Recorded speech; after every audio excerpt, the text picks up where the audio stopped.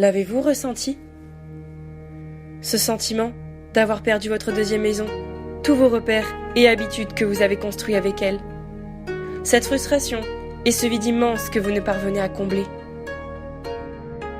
C'est tout cela que j'ai ressenti à mon retour de rupture. L'Asie faisait indéniablement partie de moi. Il me fallait à tout prix la retrouver.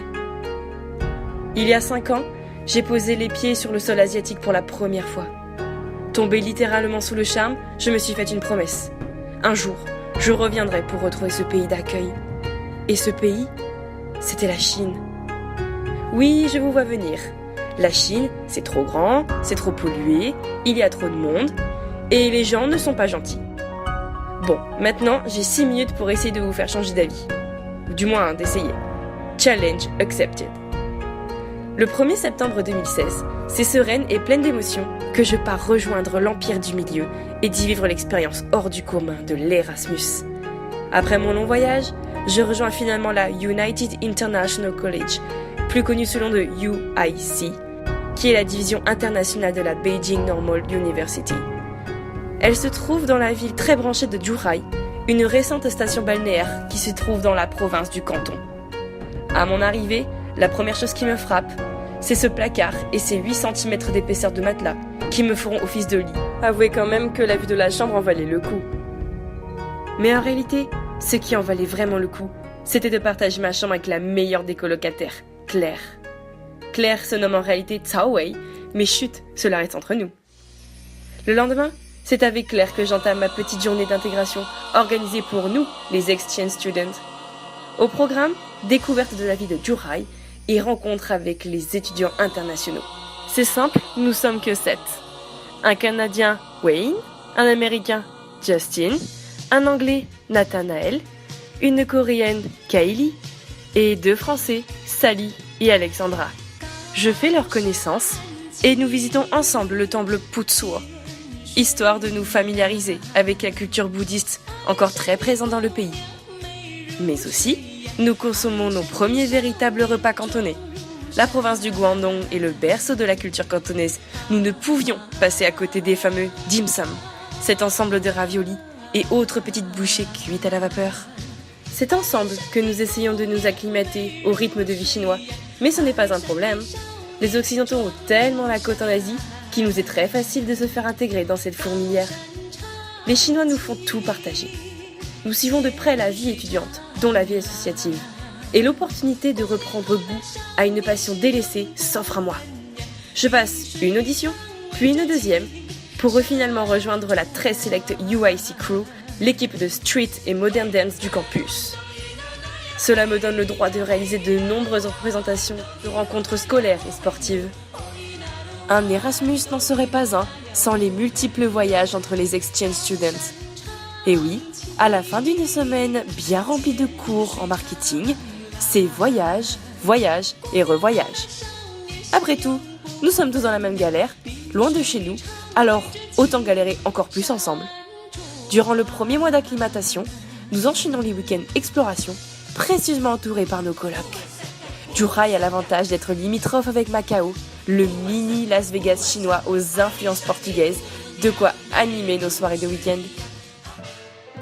La véritable aventure, pour moi, c'est celle-ci. Mon road trip dans le Guangxi, avec mes 2 compères, Alex et Sally. Je rappelle le contexte. Nous sommes 3 Français, en sac à dos, dans une province reculée, et je suis la seule à parler le mandarin, dans un pays qui ne maîtrise pas l'anglais. Une sacrée responsabilité et prise de risque, mais qui fut couronnée par des paysages à couper le souffle. Le périple ne dure que 7 jours, mais cela ne nous a pas empêchés d'en prendre plein les yeux. Non, non, vous ne rêvez pas, nous sommes bien en Chine. Des levées de soleil sur les hauteurs des rizières de Longji, une traversée sur la rivière Li, ou encore des rencontres avec les locaux qui resteront gravées à jamais dans nos esprits. Celle que je retiens particulièrement, c'est celle avec le pêcheur au cormoran. Nous parvenons ainsi à converser avec la population Zhuang, une ethnie très présente aux coutumes fortement ancrées. C'est ce type d'expérience qui renforce les liens. Désormais, je noue une profonde amitié avec Alexandra, celle que je surnomme ma petite Alex. C'est tout simplement un régal de passer du temps avec cette joyeuse troupe, mais il s'avère que j'ai parfois bien envie de passer un peu de temps seul. Alors, c'est sur un coup de tête que je décide de partir un week-end pour la région que l'on appelle le port au parfum. Vous n'avez pas deviné ? Il s'agit de Hong Kong, bien sûr. Là, je retrouve un peu l'extravagance occidentale qui se mêle à la folie asiatique. Ce n'est pas à moi de vous faire découvrir ce magnifique ensemble d'îles, mais bon, je ne peux pas m'empêcher. Voici quelques photos. Le 21 décembre, c'est le cœur lourd que je dis au revoir à ma famille de l'UIC.